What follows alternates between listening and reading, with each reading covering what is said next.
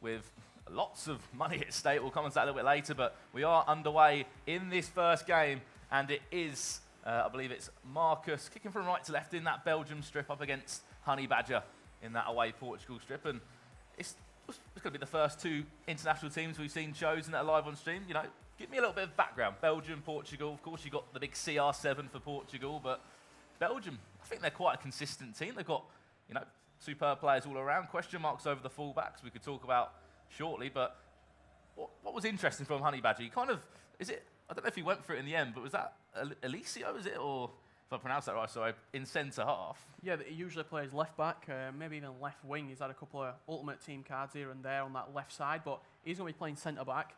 But I think, speaking of Belgium, I spoke to a few of the players here before we got started here in Doha, and they said Belgium, they're very strong overall. You've got very attacking flair. Lukaku, Hazard, Carrasco, De Bruyne all going forward, but at the back, Company, centre half alongside maybe Vertonghen or Alderweireld, but one of them, unless you're going to play three at the back, you're going to have to play Alderweireld or Vertonghen at left back or right back, and it looks like he's choose to use Moussa Dembele.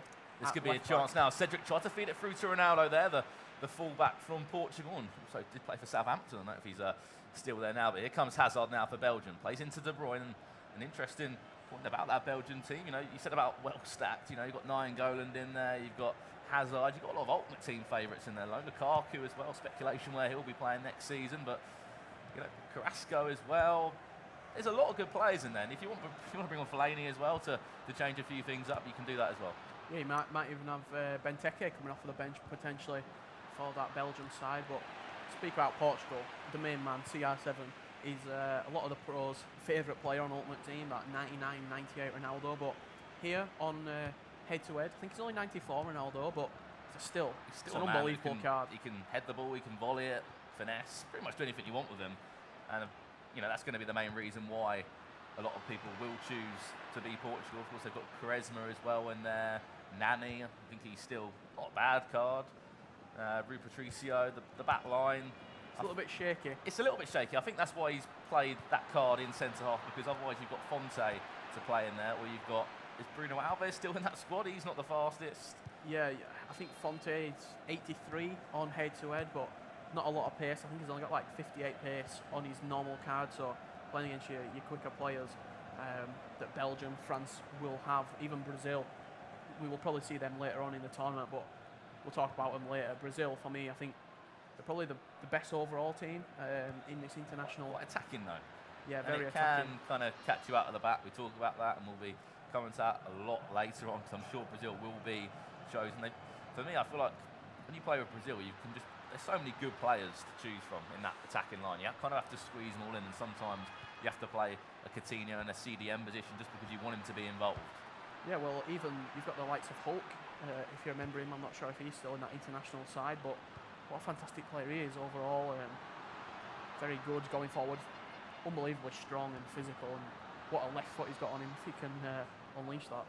And here comes Marcus now on the far-hand side. Carrasco into a Nainggolan there, just trying to find an option, but nothing to cheer about as of yet, and that will go out for a corner, the first corner of the game. Plays it short. What's he going to do here? Tries to feed it back out on the edge. Vincent Company, I don't know if he'll be having a shot there. To recycle to Lukaku. Half turn, this could be into the, I think that's the fullback there of Munir. Yeah, from PSG. I think it's Thomas Munir, I believe. But again, he's not going to get into your French back four. He's not going to get into your, maybe even English back four. Players like that. That's some of the consequences and negatives that you've got to, positives and negatives that you've got to weigh up when you're picking your international side. Because there is players that can do a job. I've played Morales, believe it or not, a left back a few times. Just to feel, you know, he's quite a fast card, not the best defensively, but I think if you can play three at the back with Belgium, I think it very suits it. Oh, we saw it on Ultimate Team, especially Munich at the FIWC regionals in Munich, the European qualifiers. We saw a lot of players playing five at the back. It's incredibly strong now with some of the recent updates in the game, and I'll say a little bit more about this five could at be the back. Carrasco now. Lukaku's in there, he's going to driven. Lukaku, and that one just goes over the bar of Rui Patricio, and that was the first major chance of this game, and it was Marcus that had it. Yeah, and if you want it to fall to anybody, a header inside the box, it is that man. the Belgian. Now, Romelu Lukaku. On the half turn. Into Witsel there. Back to Lukaku again, just on the half turn, using the L, or it'll be the L2 on the PlayStation console. You know, what a technique that is, and I know we said Bullock from Europe, he says he likes to use it with Ibrahimovic, get the ball to him, use the LT, and kind of just bully your opponent. Yeah, and what it does, it's the shield button. So you bring it into your player, and then as soon as you press that button, they'll hold up the ball, they'll put their arms behind them and just shield the ball for anybody to run off it. It's very good if you've got a strong player like Lukaku, Benteke. We said Bullock likes to use it with Ibrahimovic. You use it, it brings the defenders onto that player's back. It then enables your left winger, Cam, right winger to run on beyond, and that's where you get the space and behind. Gap in behind the back four, which is normally the case of why there's a lot of mistakes in the competitive. You know, it's always about ability. End of the day, when you're concentrating for hours on end like these guys will, you know, one of these could be in the final today, and you know, when they get to that level, you know, they're going to be tired. They've been concentrating all day. They're going to be absolutely knackered, and it's going to be a case if you have to stay switched on. You have to stay switched on all day if you want to have a chance of being involved in that huge prize pot of, I think it's over nearly $400,000. It's obviously $200,000 for the winner, and it breaks down after that 40,000 for runner-up, and then kind of breaks down lower than that, and it will be an interesting one. Yeah, definitely. There's a lot of pressure on some of these players to do it not only for themselves but also for the organisation that they do play a part of. We've got Epsihoneybadger playing in that Portugal kit, attacking now. We've also got likes of Fiwc, we've got a couple of players here today as well. I'm sure we'll see them later on in the live stream. These guys aren't strangers to the competitive scene this year. You know, they've been at the big events. You know, just looking now, Marcus and Honeybadger, they both were at that season 1 in Sydney. They're the FUT champs. They were on head-to-head now, but still land experience, and it's half-time 0-0 there. Only really one chance to talk about. You can see no shots there from Honeybadger. Sure, we'll be looking to change up. I think he was playing a 4-2-3-1. We can see a 4-3-3 here from Marcus. Well, you mentioned it. It's tournament football. You don't want to throw away the 3 points in that first game. I think both players will be looking at this thinking, you can get a draw in this first game, move on to the second game, unbeaten still, and try and pick up the 3 points later on. But we need to remember it's only the top 2 who go through the group. In Munich, it was the top 4 people. It were only one who got eliminated in this tournament. It's the top 2 from the group, so which means it's going to be 18 disappointed players there. So there's 10 in action from the Xbox you'd probably think and the around PlayStation side. maybe 6-7 points should Literally just a guarantee scuff shot there from Nani. That didn't really cause any issues. This could be a counter attack now though. Carrasco will burst down this right hand side for Marcus, and the centre back slash pretty much everywhere else in the pitch plays left midfield, left back, fill into centre half now, and here actually comes to left back Sanido. Maybe cut back inside to an option, but superb defending there from the Belgian defender. Yeah, there's not really been any clear-cut chances. Probably best chance fell to Lukaku in that first half, header just over Rio Patricio's crossbar. And if you are just joining us, it is Epsihoneybadger playing in that Portugal kit and playing as Portugal. So we are on head-to-head here today, and it's Marcus playing in that Belgium. Now live from Doha in Qatar for the FIFA Interactive World Cup Rest of the World Regionals. 4 more players from these 2 days will be joining the 18 already that have booked their place in London for that big grand final. $200,000 the winner will take. And you know, what grand prize that is for one of these players that, you know, we could be looking at a future winner right now.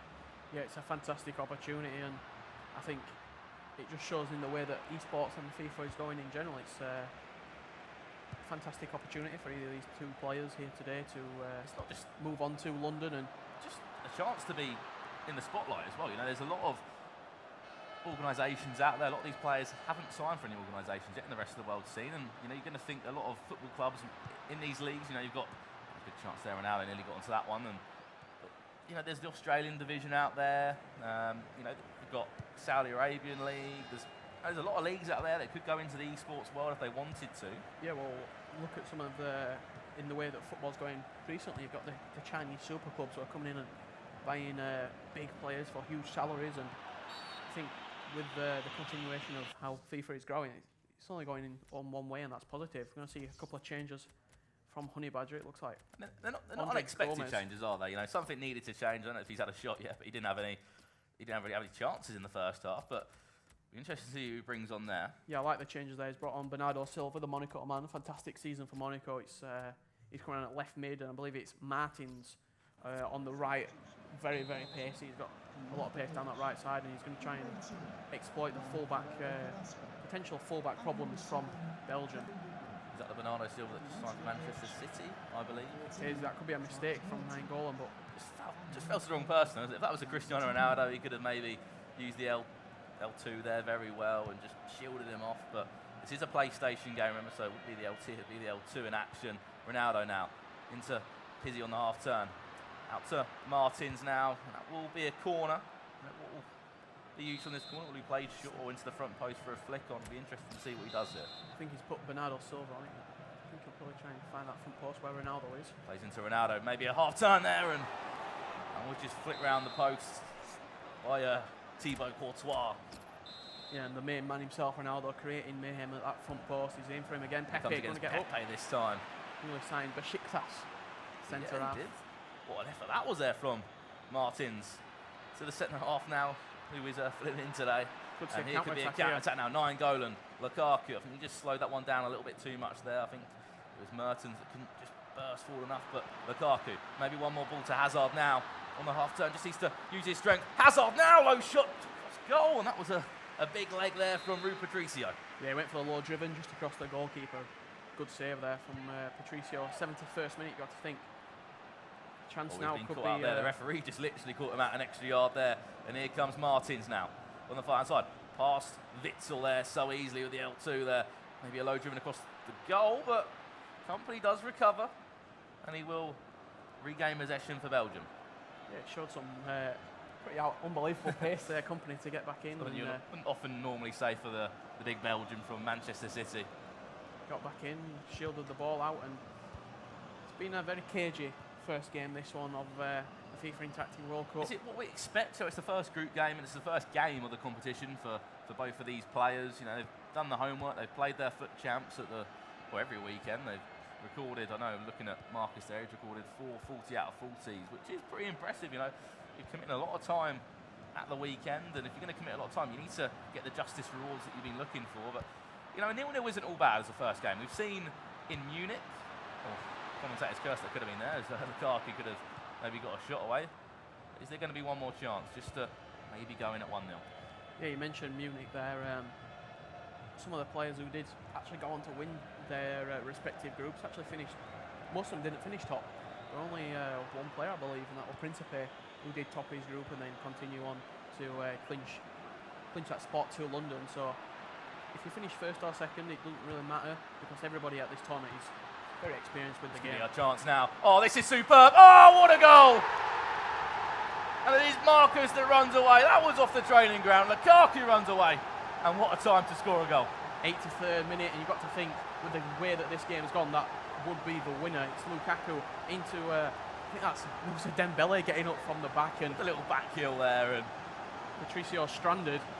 Marcus takes the lead, 1-0. Romelu Lukaku slotted into an empty net, and what a little bit of play that was. Just almost ping pong, tiki-taka Barcelona-esque football there to get in behind, and he's going to be switching formation to a more defensively sound. So let's see. And you've got to think Honeybadger, he's got to go for it. Three at the back has to be the choice there. Morales maybe at left wing back. He might go for that one. We might see Fellaini come on and try and strengthen up that midfield. Fellaini up top, just whip the ball into him, get him to hold the ball up for you. But you know, it's been, as you said, it's been a cagey game this first game. But the better chance has come to Marcus. To be fair to him, at half time, you know, Honeybadger didn't have a shot on goal, and no, it's come back to haunt him.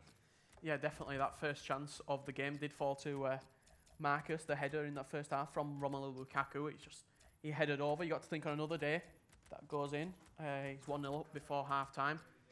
Change formation to the 5-3-2. Fellaini, Witsel, and Nainggolan, a very strong midfield. Not going to be getting a lot past them, and you see the custom tactics as well. He's just going to knock his aggression down, knock his team width down, keep it nice and compact in the defensive zone, and let's see if we can hold out for a very impressive 1-0 win over Epsihoneybadger in this first game. It's going to be all out attack versus probably ultra defence right now. And it's going to be, as I said, case of tournament football. 1-0 up, 1 goal is enough to get you 3 points in this group. The groups are a little bit harsher in a rest of the world format, because only the top 2 go through from 5 players. In Munich, it was the top 4, so there's a lot more purpose in these groups. Could this be a chance, though? Bernardo Silva there trying to feed it through to a one-running Portugal man and try to get something back, maybe a chance, but you know, there's going to be one more chance at least for Honeybadger, I'm going to say here. Yeah, we always talk about it when we're commentating on games like this, Brandon. You always get one chance. It's all about how we work that chance, and this will be it. He needs to play every pass perfectly if he wants to get that final chance on goal, and I think that might have been it. I think Belgium and Marcus are just going to hold on to the ball here and try. You've got to be clever now. You've got to just calm the game down. Play the way you want to play. Just playing to the corner, play in the right areas. Just put Lukaku in. Just get him in that corner table. Just snatch that one, and he's got to keep possession. He added time of 3 minutes, which is probably not even that, not even any seconds really. Yeah, and look how deep that Belgium back 5 is there. He's you know, pretty much, it's going to be an impossible task really to score against this Belgium defence when they're that deep and that compact, and there we have it. And there we have it, 1-0 in the end. Marcus did win the game in the end. It was, I believe it was the man from Australia beat the man from New Zealand, a bit of a Kiwi battle, you could say. And